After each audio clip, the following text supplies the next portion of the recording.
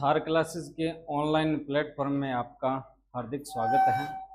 आज हम पढ़ेंगे पृथ्वी की जो गतियाँ उनका अध्ययन करेंगे और गति में अध्ययन करेंगे। एक तो दैनिक गति है और एक वार्षिक गति है। दैनिक गति से क्या परिणाम आता है, वार्षिक गति से क्या परिणाम आता है, किस तरीके से गतियाँ करती है और किस तरीके से इनका जो समय रहता है गति का, वार्षिक और दैनिक का, सारी बातें करेंगे हम। देखो सर्वप्रथम पृथ्वी की गति है, पृथ्वी की गति, गति की अगर बात करते हैं तो पृथ्वी गति दो करती है।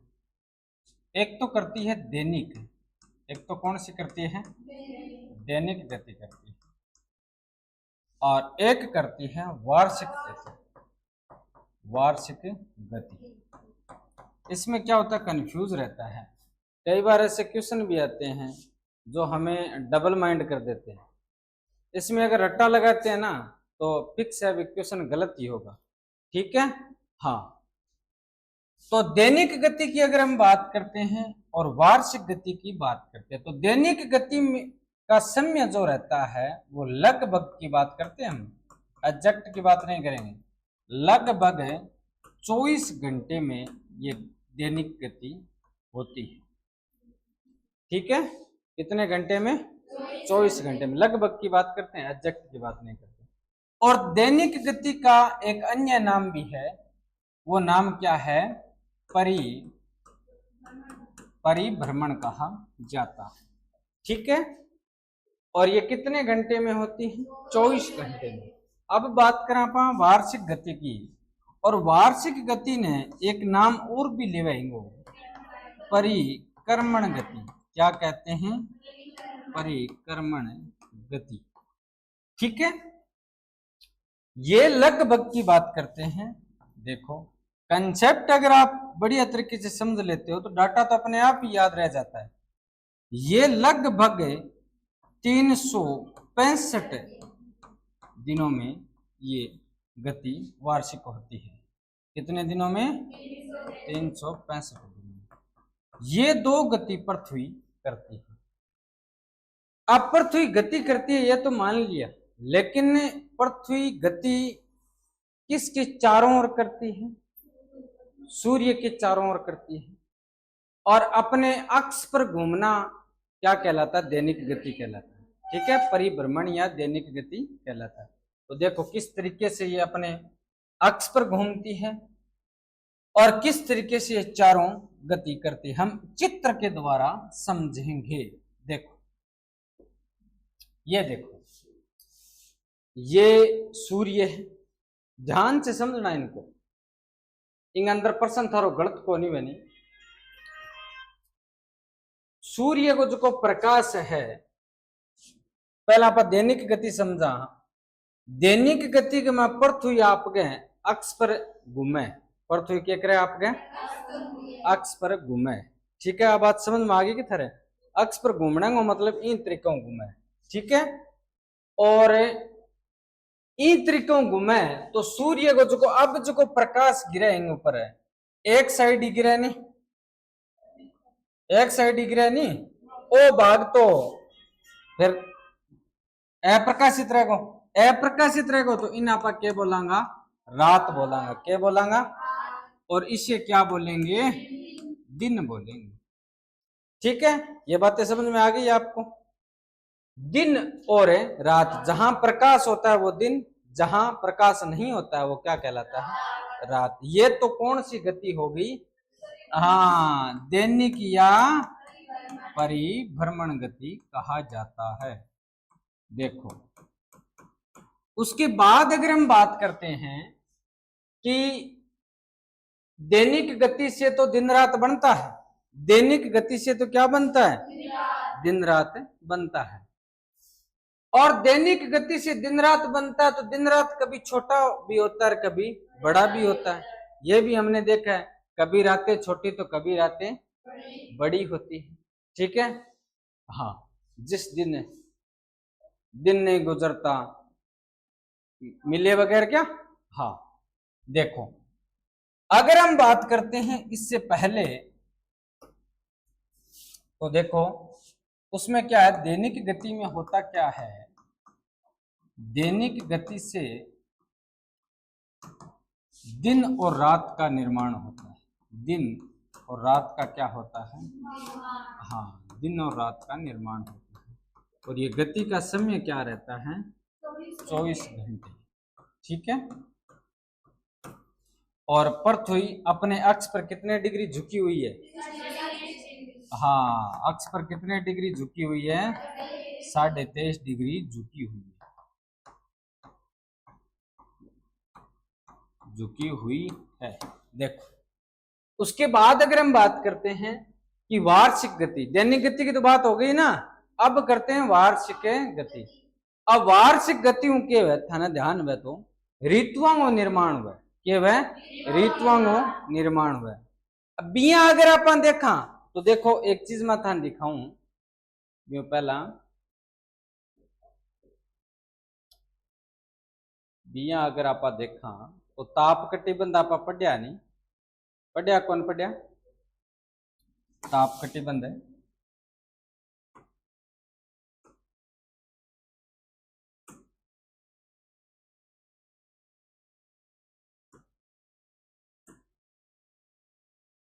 ये देखो अगर बी साबुन देखा तो सूर्य को जो प्रकाश है वो लगभग बीच में ज्यादा गिरे, पृथ्वी के कट गिरे बीच में ज्यादा गिरे। ठीक है। लेकिन ऋतु परिवर्तन भी होने की वजह सूर्य पर ज्यादातर जो प्रकाश गिरे वो बीच में ज्यादा गिरे, लेकिन ऋतु परिवर्तन के आधार पर के चेंज भी तो रहे। ठीक है। देखो अब ये बात करते हैं वार्षिक गति की। तो वार्षिक गति कितने लगभग कितने दिनों में होती है?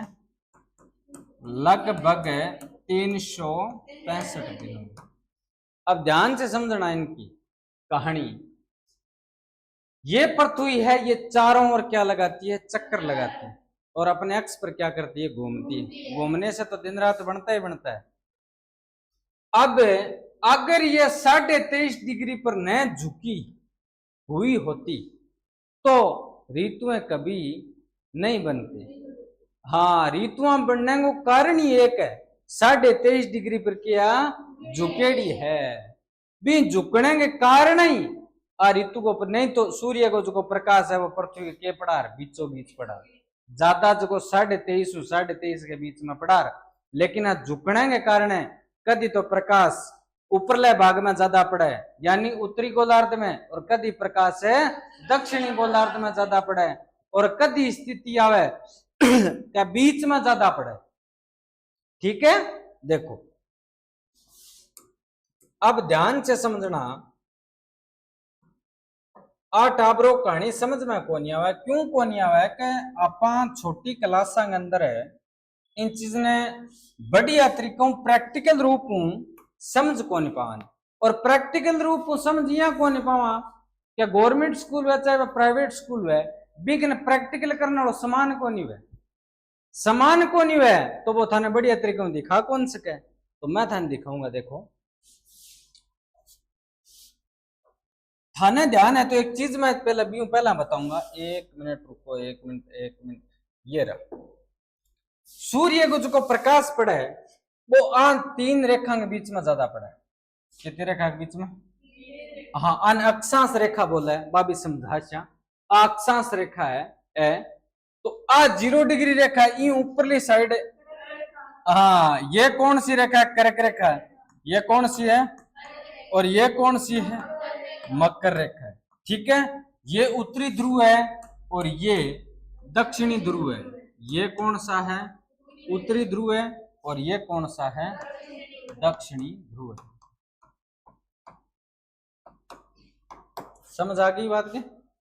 अब इनके बीच में ज्यादा प्रकाश गिरे, लेकिन धीरे धीरे आके 23.5 डिग्री पर झुकेड़ी है, तो एक बार सूर्य को प्रकाश ई पर ज्यादा गिरेगो, एक बार ई पर ज्यादा गिरेगो, एक बार स्थिति आवेगी बीच में ज्यादा गिरेगो। तो देखो के तरीकों किस टाइम में बीच में ज्यादा गिरेगो, किस टाइम में कर्क रेखा पर ज्यादा गिरेगो, और किस टाइम में मकर रेखा पर ज्यादा गिरेगो।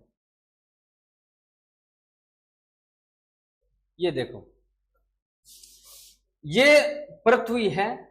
अब इस पर अगर हम बात करते हैं तो ये बीच में 0 डिग्री है। कौन सी रेखा है? 0 डिग्री रेखा है।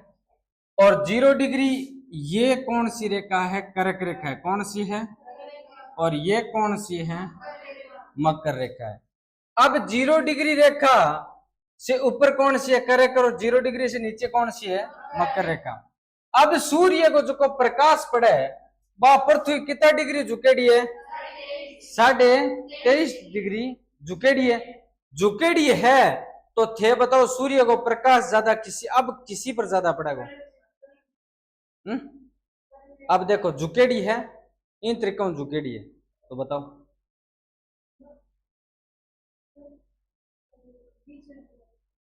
बीच में नहीं गिरेगा। पृथ्वी झुकेड़ी है, देखो इन त्रिकोण झुकेड़ी है हिसाब। अब अगर सूर्य को प्रकाश ज्यादा कट गिरेगा, मकर रेखा पर गिरेगो, कट गिरेगो मकर रेखा पर गिरेगो, तो कर्क रेखा पर क्या होगा? अरे कर्क रेखा पर क्या होगा? कम गिरेगो, प्रकाश कम गिरेगो। मकर रेखा पर ज्यादा गिरे तो कर्क रेखा पर क्या गिरेगो? कम गिरेगो। इंगो मतलब कर्क रेखा पर क्या? शीत ऋतु है। क्या है? शीत ऋतु है। बताओ शीत ऋतु कब होती है? 22 दिसंबर को तो सबसे छोटा दिन होता है। शीत ऋतु लगभग शुरू कब होती है? नवंबर से। ठीक है, अक्टूबर नवंबर में स्टार्ट हो जाती है, लेकिन 22 दिसंबर को सबसे क्या होता है? छोटा दिन। कारण क्या है? सूर्य का प्रकाश क्या करता है? कम गिरता है। सूर्य का प्रकाश क्या करता है? कम गिरता है।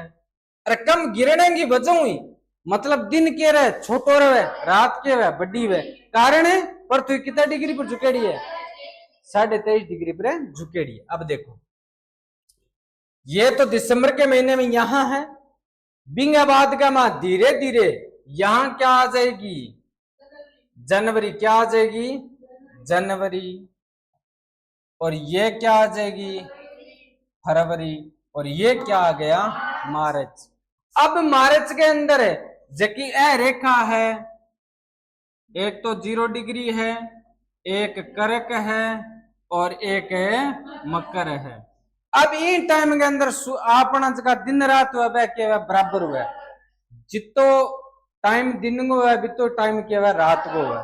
इंगो मतलब सूर्य को प्रकाश कट पड़े बीच में पड़े, कट पड़े बीच में पड़े, तो दिन रात तो क्या हो गए? बराबर हो गए। बराबर हो गया तो ऋतु ने ज्यादा गर्मी तो ने ज्यादा ठंड है। समझ में आ गया क्या? 21 मार्च को पृथ्वी यहां है, 21 मार्च को पृथ्वी कहां है? यहां है। अब देखो बिंगाबाद में मार्च अप्रैल क्या है? अप्रैल और मई, और ये क्या आ गया? जून। अब पृथ्वी को झुकाव इन त्रिकोण है, इन त्रिकोण है को नहीं? आ 0 डिग्री है,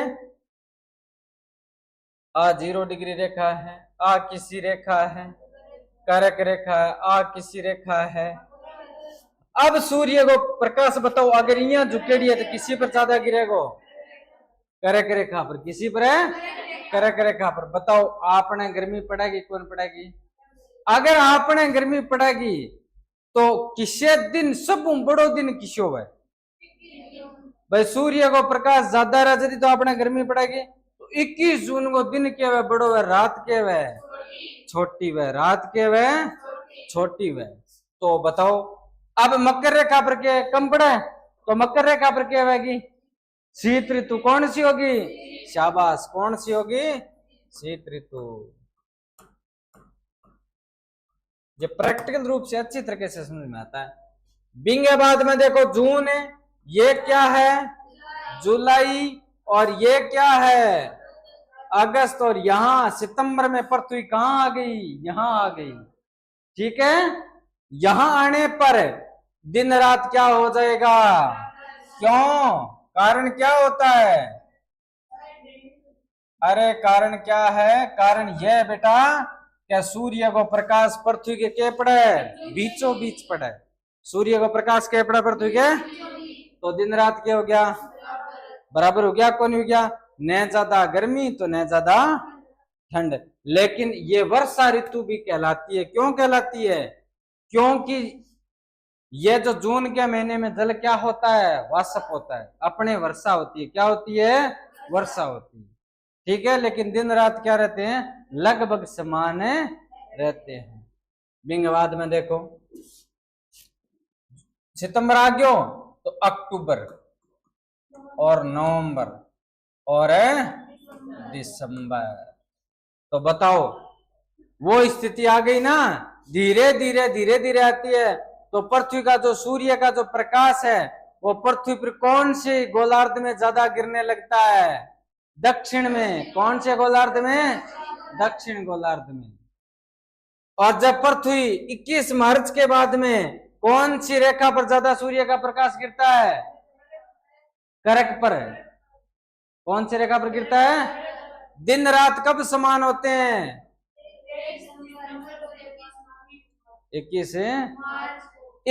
22 दिसंबर को दिन सबसे क्या होता है, रात क्या होती है, बड़ी।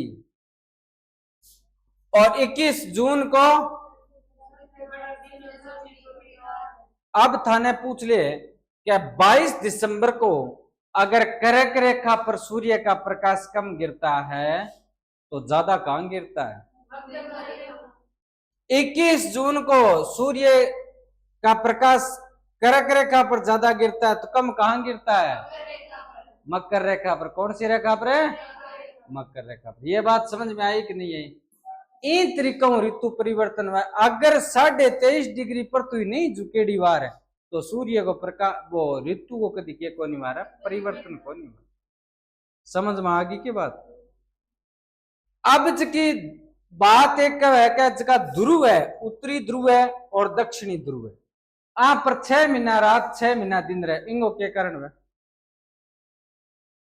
इंगो कारण टाबरो है क्या, सूर्य को प्रकाश उत्तरी ध्रुव और दक्षिण ध्रुव पर बिल्कुल ही के कम गिरे, और जब सूर्य को प्रकाश कर्क रेखा पर ज्यादा गिरे, जब उत्तरी ध्रुव पर क्या रहे, दिन रहे, दिन यहाँ रहे तो ऊपरली साइड की है भाग घटतो जावे नहीं, बीच में वर्त बड़ो है, पृथ्वी बड़ी ऊपर की है, क्षेत्रफल घटतो जावे, तो अठ की है दिन रहे। और जब सूर्य को प्रकाश मकर पर ज्यादा पड़े, जब इन भाग में क्या आ जाए, रात आ जाए। जद के ध्रुवांग ऊपर 6 महीना रात और 6 महीना के रहे दिन रहे। समझ में आ गई क्या बात है। अब 28 को सूर्य को प्रकाश पड़ा है, वह पृथ्वी घूमेगी तो टाइम लगेगा को, लगा को टाइम लगेगा को, समझो के थे। सूर्य को प्रकाश हटेगी रहे तो इन भाग जो ओ भाग है, आधे भाग पर तो प्रकाश होगा, आधे भाग पर प्रकाश को नहीं होगा, बीच में जरा घूमती आवेगी तो ओ वापिस इस जगह आवेगो, वापिस से इस जगह आवेगो तो टाइम तो लगेगा 24 घंटा, लेकिन अठ के टाइम लगेगा, तुरंत ही आ गयो को नहीं आ गयो। तो सूर्य को प्रकाश अगर कर्क रेखा पर गिरे तो इनको मतलब ध्रुवा पर क्या है, उत्तरी ध्रुव पर क्या है, दिन रहता 6 महीने। और जब सूर्य का प्रकाश मकर रेखा पर ज्यादा गिरता है तो दक्षिणी ध्रुव पर क्या रहता है, दिन रहता है। समझ में आ गया क्या, कोई दिक्कत है क्या। दैनिक गति और वार्षिक गति दोनों समझ में आई कि नहीं आई, बढ़िया तरीके से समझ में आ गई ना, कोई प्रॉब्लम तो नहीं है ना। देखो अब आप एक बात बताओ, दूसरी चीज कि सबसे बड़ा दिन कौन सा होता है, अपनी बात कर रहे हैं 21 जून। सबसे छोटा दिन कौन सा होता है, मकर रेखा पर सबसे बड़ा दिन कौन सा है, मकर रेखा पर है 22 दिसंबर। शाबाश। अब हम बात करेंगे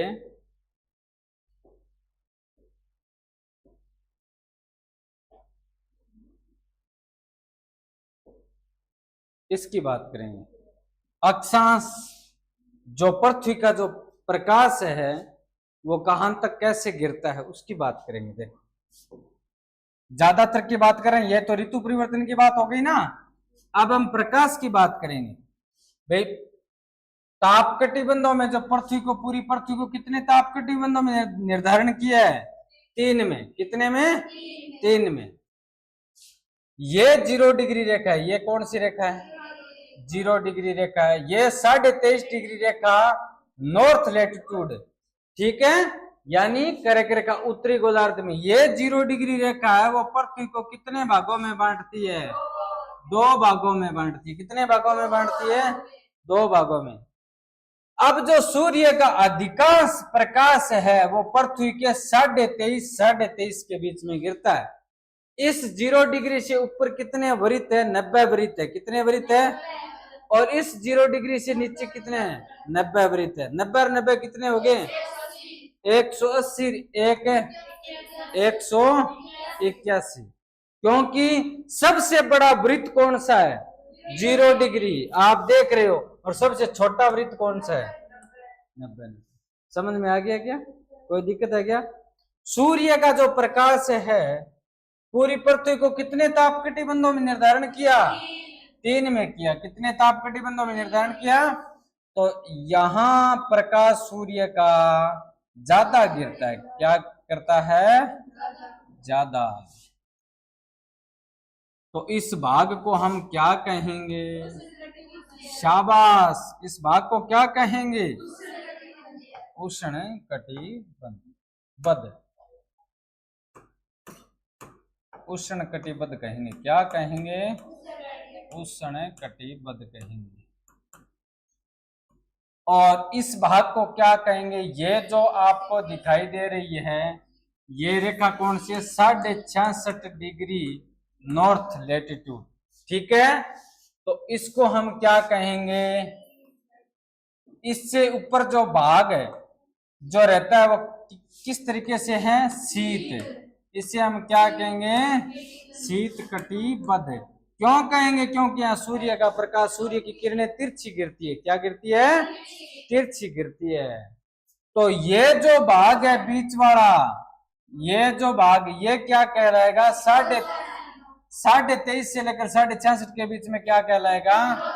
शीतोष्ण कहलाएगा। क्या कहलाएगा? और यही सेम स्थिति यहां है।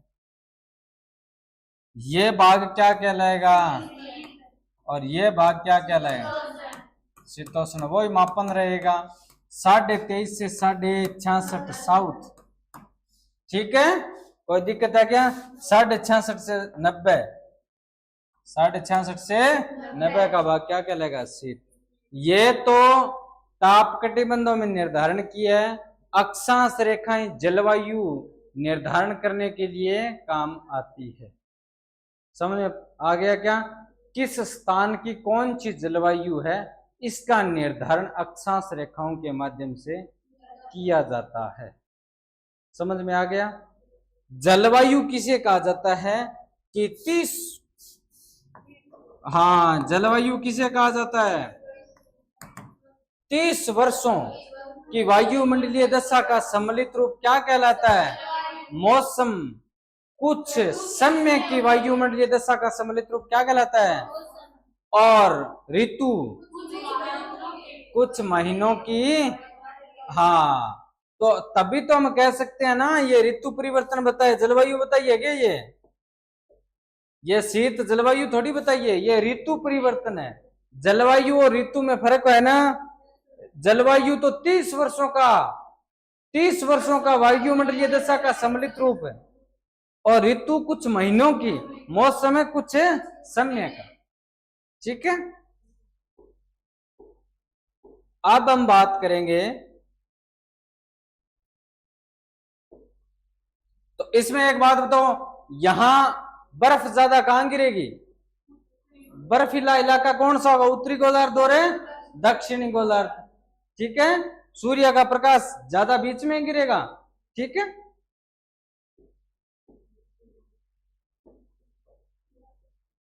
अब एक स्थिति और आती है जिसमें यह पूछा जाता है कि अपसौर और उपसौर।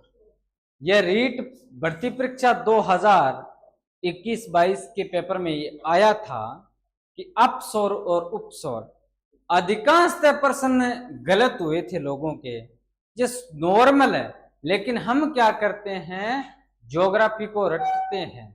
रटने से ज्योग्राफी नहीं आती है। डाटा आप याद कर सकते हो, लेकिन अगर आपका कंसेप्ट क्लियर है तो आपको कितने प्रश्न पूछो।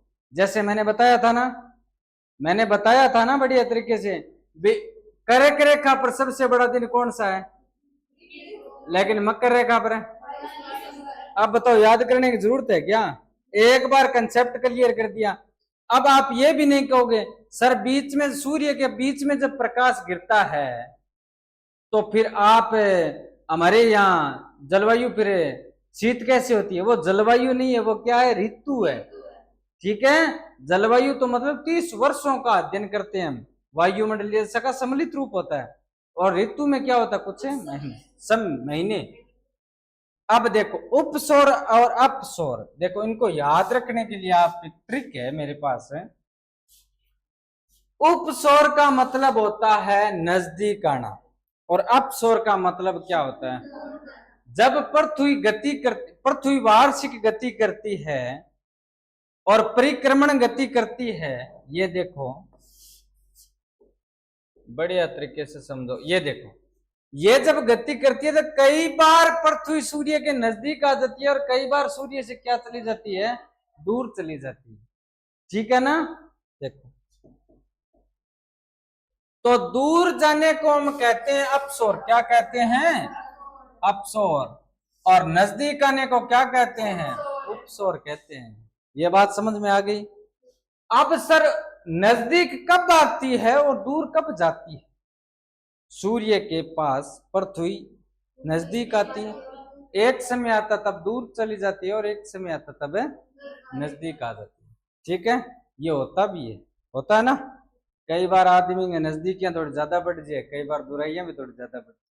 हाँ भी हम बहुत बढ़िया रहे, एक बार बुराई बढ़नी जरूरी हुआ है 12 महीना में। तो 3 जनवरी को तो क्या हुआ, नजदीक आवे, 3 जनवरी को तो क्या हुआ, और 4 जुलाई को क्या हुआ, दूर हुआ।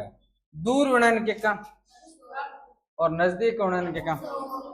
अब देखो नजदीक आप उप का और दूर ने आप के अप का, आप कोई टाबर ने भगावा या आप को गुस्से मुआ आप को अप भाग जाए यहां से, इस तरीके से कहते हैं ना, इंगो मतलब दूर। अपसौर को क्या कहेंगे, दूर। होता कब है, 4 है, और ये कब होता है, 3 है। अब गुरुजी थे माने एक बात बताओ, जब 3 जनवरी को सूर्य क्वेश्चन थे कौन उठाओ, बाकी कई टाबर शो क्वेश्चन कर लिया और बिंगो जायज भी है क्वेश्चन। क्या 3 जनवरी के जब पृथ्वी नजदीक हुए सूर्य गए, आपने गुरुजी फिर ठंड क्यों पड़ा है, तो बताओ, थे बताओ। शाबाश, उसका प्रकाश कहाँ ज्यादा गिरता है, और अपने कहाँ है, कर्क रेखा पर। अपने कहाँ है, कर्क रेखा पर, तब ये स्थिति होती है। ठीक है ना? हाँ, इतना भी नजदीक नहीं होता है। ठीक है, हाँ नजदीक आने के इनका भी माप है। ठीक है, ये बातें हमने पढ़ ली थी। उसके बाद अपसौर हो गया, उपसौर हो गया, दैनिक गति हो गई, परिभ्रमण गति हो गई। सारी बातें हमने क्लियर की नहीं की, कर ली ना? ठीक है, ओके, बाकी नेक्स्ट पढ़ेंगे।